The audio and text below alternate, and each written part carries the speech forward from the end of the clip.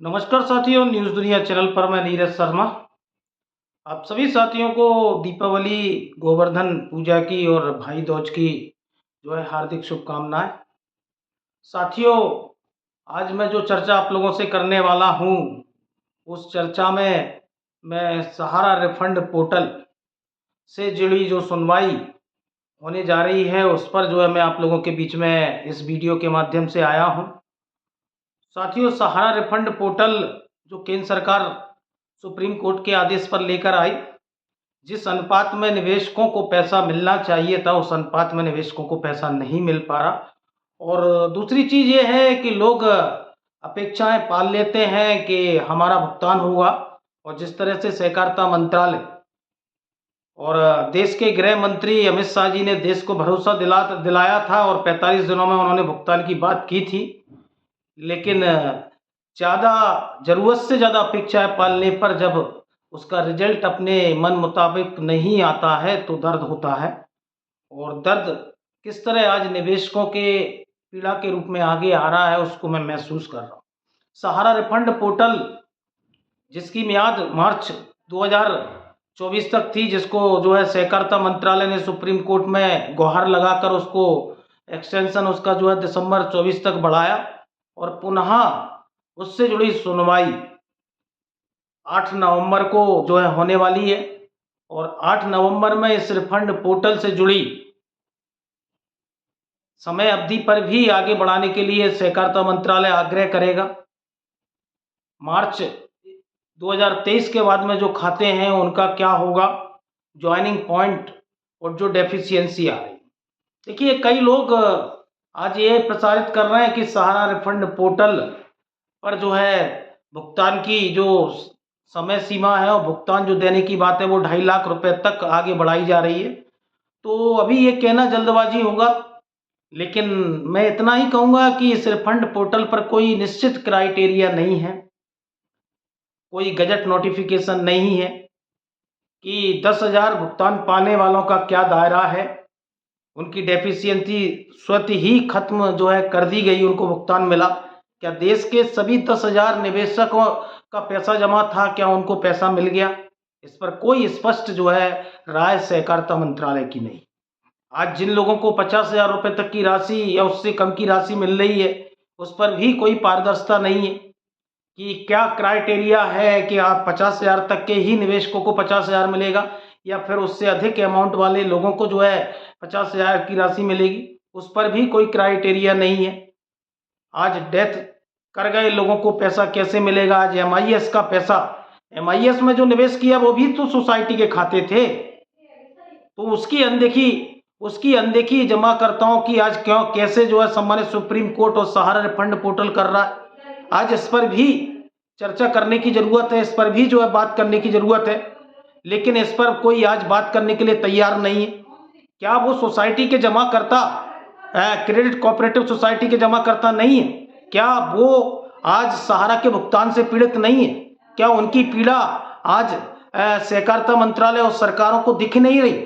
आज joining point का जो पैसा है, जो सहारा ने कूट रचित साजिश करके 2 पार्टों में बनाया, जिसमें मूलधन प्लस ब्याज, क्या वो जमाकर्ताओं की मूलधन नहीं है? आज इस पर कोई चर्चा करने के लिए तैयार नहीं है, और जो चाटुकार आते हैं वो देश को गुमराह कर जाते हैं। सहारा के जो चाटुकार आते हैं वो देश को गुमराह करके चले जाते हैं। आज सरकार भी और सम्मानित सुप्रीम कोर्ट की आंखों पर भी पट्टी बंधी हुई है। वो भी आज गरीबों की, निचले तबके के, मध्यम वर्गीय लोगों की समस्याओं को नहीं देख रही। आज सरकार निश्चित सहारा प्रबंधन का साथ दे रही है, और ये 5,000 करोड़ का पोर्टल सहारा को एक अभयदान का रूप ले रहा है, सहारा को एक बचाने का काम कर रहा है। आज इस पोर्टल पर कोई भी पारदर्शिता नहीं है, और आज ये कहा जा रहा है कि एक तीसरा पोर्टल, तीसरा चरण इस पोर्टल का आ रहा है। तीसरे चरण में आप जो डेफिशिएंसियां हैं उनको नए सिरे से दूर करें। तो क्या जमा करता यही करता रहेगा?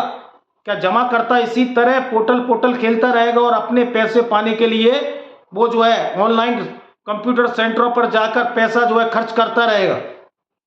आज डेफिशिएंसी कमियां वो सहारा की सोसाइटियों की कमियां हैं, लेकिन उसका खामियाजा सहारा का सोसाइटी का निवेशक भुगत रहा है।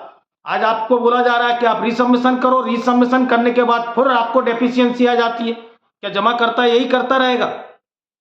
क्या जमाकर्ता के हिस्से में उसके खून पसीने की कमाई आएगी? आज इस पोर्टल पर मजाक हो रहा है, और जो लोग कह रहे हैं कि 2.5 लाख रुपए तक का आपको भुगतान देने की बारी आ रही है, तो इसी में कोई क्राइटेरिया नहीं है क्या? 10,000 तक जमा करने वाले सभी निवेशकों के अकाउंटों तक पैसा पहुंच गया क्या? मेरा पहला प्रश्न है। क्या 50,000 तक जिनका पैसा जमा है, क्या उन जमाकर्ताओं को उनके अकाउंटों तक पैसा पहुंच गया क्या?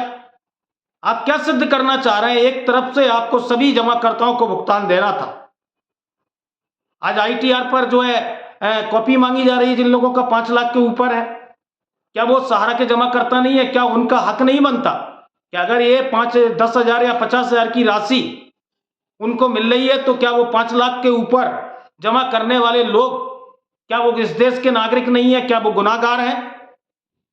क्या इस देश का संविधान केवल कुछ लोगों के लिए ही बनाया गया है कि इस संविधान में केवल चुनिंदा लोगों को ही फायदा हो?